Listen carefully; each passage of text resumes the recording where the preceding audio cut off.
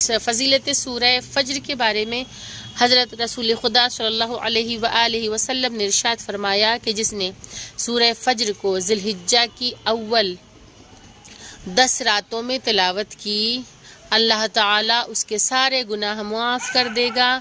और जिसने इसे रोज़ाना पढ़ा तो क़यामत के दिन उसे एक ख़ास किस्म का नूर अता किया जाएगा।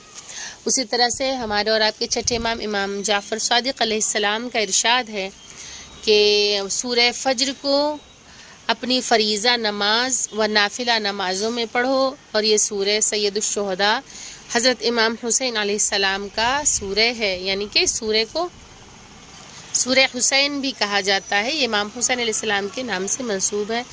जिसने सूरह की तिलावत की वो क़यामत के दिन हज़रत इमाम हुसैन अलैहिस्सलाम के साथ जन्नत में उनके मकाम पर होगा।